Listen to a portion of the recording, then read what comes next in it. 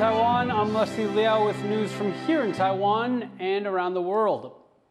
Taiwan's army is practicing how to respond to a sudden increase in Chinese aggression, part of a new kind of training that mobilizes soldiers as quickly as possible. Liao reports. Taiwan's skies under the watchful eye of a high-tech air defense system. And at a temple in northern Taiwan, armored vehicles and tanks prepare for their next move. These are just parts of Taiwan's rapid response exercise, a 5-day drill that tests how quickly the military can mobilize. 那既然他们会由训转战，我们也可以由训转战啊。那由训转战的话，部分就是说你要透过这种类似类战备的操演展现给这些部队的坚实战力给民众看，然后其实民众也会比较有兴致。 The exercises, the first of their kind, are meant to simulate what to do if aggressive Chinese military activity turns into an actual attack. In response, China, which seeks to control Taiwan, has already conducted 2 combat patrols, using dozens of military aircraft to monitor what the military here is doing. Taiwan's defense minister says that despite the added pressure, the increase in military activity could be an important lesson. 备战的操演，就是会做一个状况的想定，然后发布。那像昨天这样子一个联合战备群发布之后，我们刚好也可以趁着这个机会，来进行相对应的操演。Taiwan's defense ministry has been shifting military training, combining different weapons and units to get their soldiers ready for a variety of situations. Realistic training has been a priority for Taiwan's military, and some observers say that these drills so far look promising. Just the fact that the Ministry of National Defense seems to be taking very seriously the risk that a gray zone exercise or demonstration could morph into an actual assault is a really important movement in the right direction. Apparently, we are seeing both the rapid mobilization of units, that's just an enormously beneficial first step, but then also this attempt to use some more modern and advanced tactics in order to achieve a bit of concealment, in order to not mass a lot of armored vehicles in one place that would just make them a tempting target for a drone or a long-range missile. Other branches like the Air Force and the Navy are set to conduct their own exercises later this week. The aim here is for the military to continue carrying out these kinds of operations, taking bigger steps towards becoming a more modern fighting force. Fu Hualien and Liao for TaiwanPlus. A police officer in Taiwan has sparked controversy after identifying himself as Chinese on social media. The officer made a Douyin account, the Chinese version of TikTok, on which he called himself Chinese, saying he, quote, loves the motherland. He also posted photos of himself in uniform on the account. The police branch he works at says he posted on the account from 2021 to 2024 and has since been given a demerit. When TaiwanPlus reached out to the branch, they said a preliminary investigation shows the officer's Douyin account did not violate any of Taiwan's laws, but it did violate police code of conduct. Those include rules that forbid behavior that damages the reputation of the police force. Police are still investigating whether he broke any laws elsewhere. A new survey says 95% of Taiwan's nurses feel the country has a severe shortage of medical staff.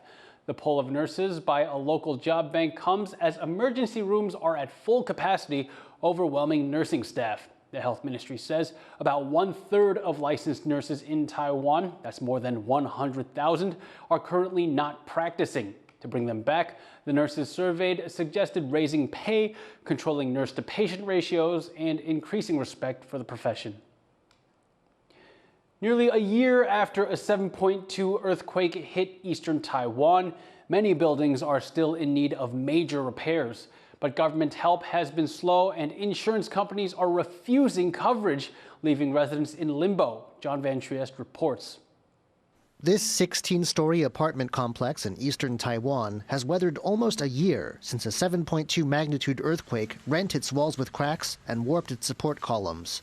But engineers say it needs major reinforcements, and the people living here are frustrated that so many months on, nothing has been done. 1年过去了，然后结果还是维持原状，都还没有开始动工。The local Hualien County government has promised help for the Hesheng Jiangshan complex, but that hasn't come through yet.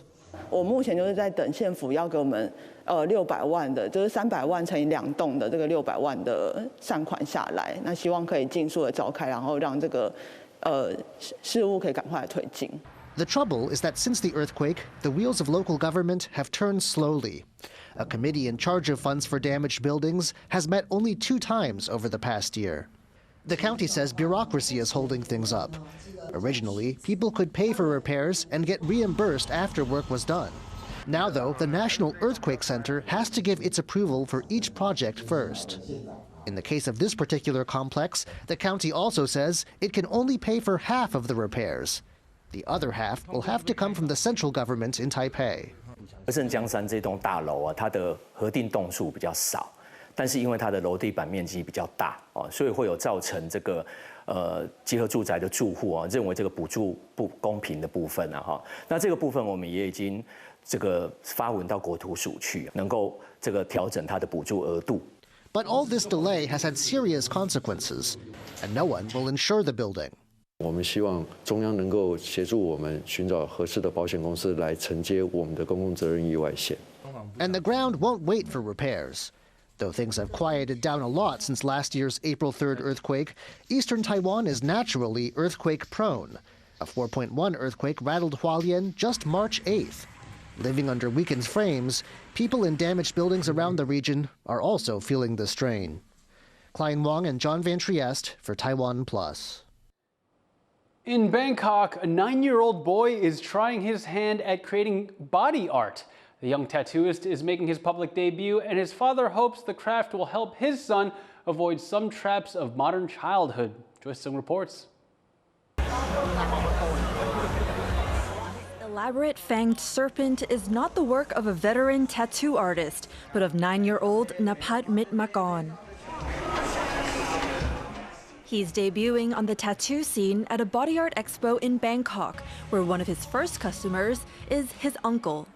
ก่อนที่จะมาให้สักคือเราเห็นเขาสักมาแล้วสักมาเยอะแล้วก็เลยไว้ใจให้มาสัก Keeping his hands steady, Napat calmly draws with the tattoo machine, something he picked up to deal with a common problem among modern kids, spending too much time on his phone. ตอนนั้นแบตหมดไม่รู้ว่าจะทำอะไรก็เลยเห็นพ่อนั่งฝึกสักอยู่ผมก็เลยขอพ่อสักครับ An amateur tattooist himself, Napat's father, Natawut Sangtong, was eager to get his son off his phone, but says he did not have to force Napat to get into tattoo art. His son would practice for hours on his own, first learning from TikTok tutorials, then practicing designs with his father on paper, before moving on to artificial leather and then human skin. สักมันไม่ใช่แค่สักครับมันยังมีการวาดรูปฝึกวาดรูปก็ฝึกสมาธิไปด้วยครับผม For now, Napat tattoos for his family and friends. His father says accepting other customers would need more rigorous training.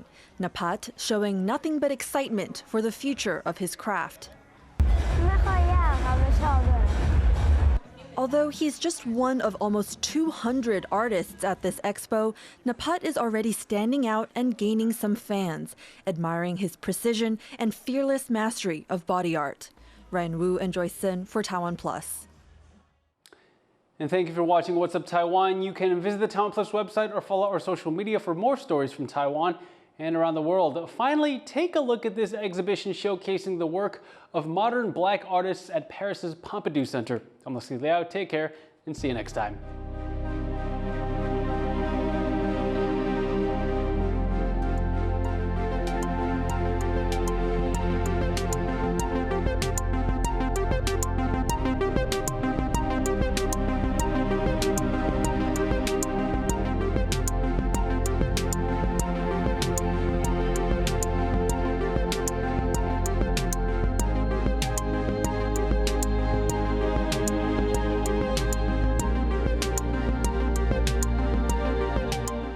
For more stories from Taiwan and around the world, follow TaiwanPlus on socials. Pika!